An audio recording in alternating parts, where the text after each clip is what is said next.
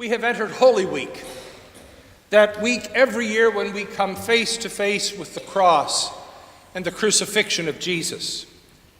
It is not an easy week, not just for those of us hip deep in planning and preparation. It is not an easy week theologically. We are dealing with deep matters, difficult matters, whenever we approach the cross and its message. For many of us, the lesson we were taught is that Jesus died on the cross for the sake of the world, or for my sins, or so we can go to heaven. These are the most commonly accepted explanations of Jesus' death, though in all honesty they are, for some of us, less than satisfying. Such affirmations raise as many questions as they seek to answer. Why did God require the death of Jesus in order to set things right between a fallen humanity and God? If the death of Jesus was necessary to appease God, why didn't God just let Herod take care of it after Jesus' birth? If the death of Jesus was what it took to make God happy, then why was Easter necessary? Or was it? In all honesty, the list of questions generated by the traditionally distributed answers to the why of the crucifixion goes on and on. There is, of course, a reason, and that reason is rather straightforward.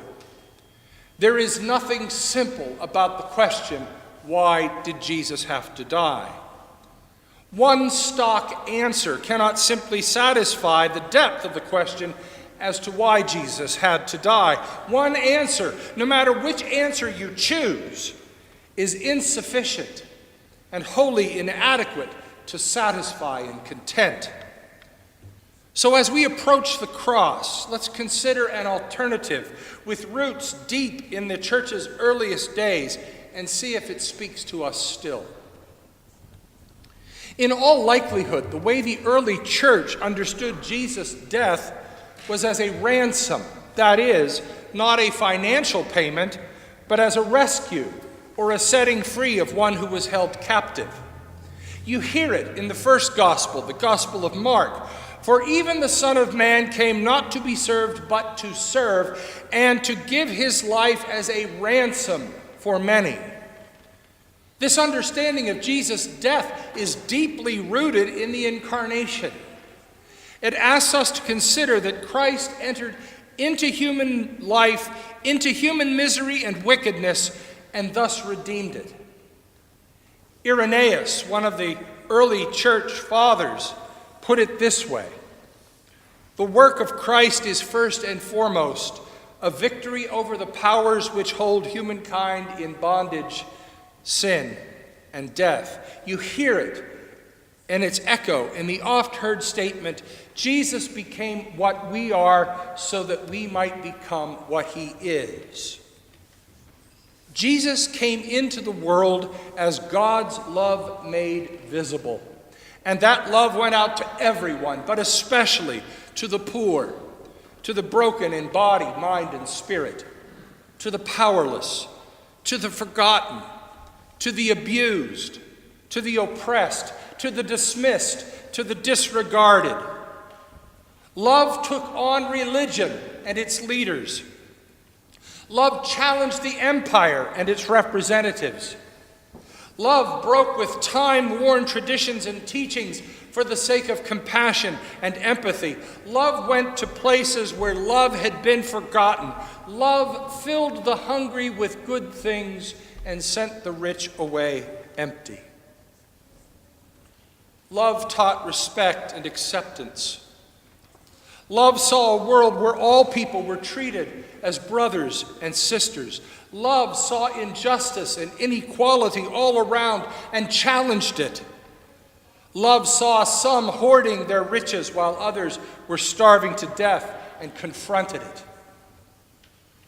Love saw a government drunk with power and defied it. Love saw violence and condemned it. Love saw hypocrisy and called it by name. That's what Jesus, God's love made visible, did in his life and ministry. And when some told him to be quiet or to at least tone it down, he wouldn't. He couldn't. Jesus' faithfulness to God and to the mission God sent him to complete would not let him back down.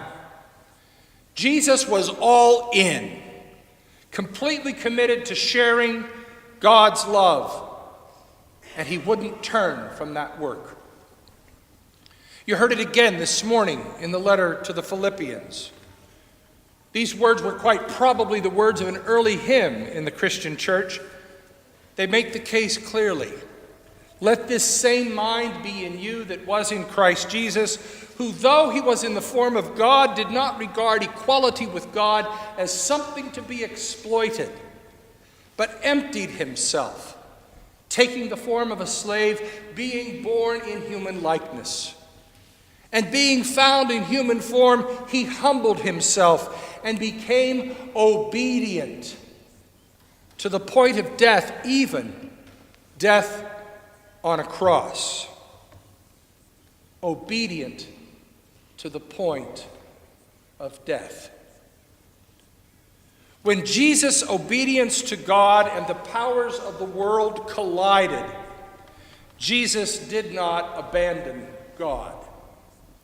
Jesus took whatever powers the earth could throw at him, including death on a cross. You hear it in the letter to the Ephesians. Our struggle is not against flesh and blood, but against the rulers, against the authorities, against the powers of this dark world, and against the spiritual forces of evil in the heavenly realms.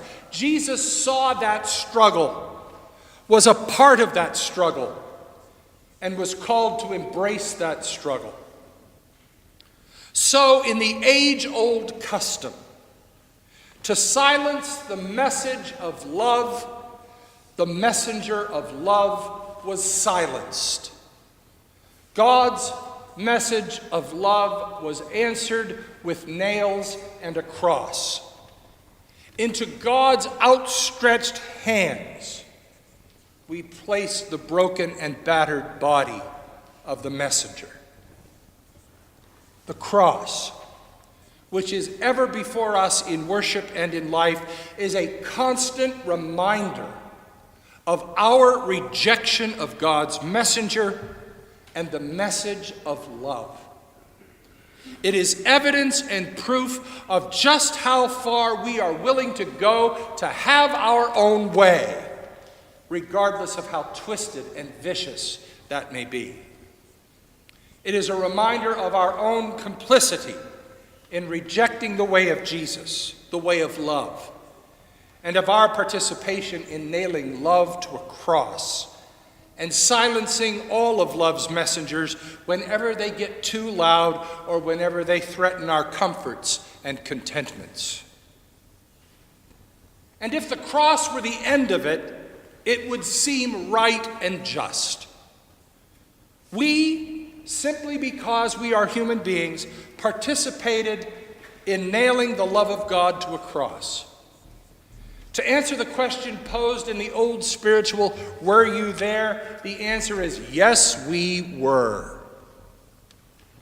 If God would have chosen to write us off and be done with us, there is no one who could have blamed God. But that is not what God did.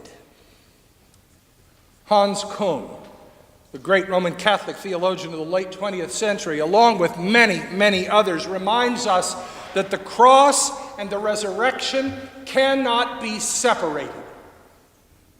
When people speak only of the cross, they are only telling half the story.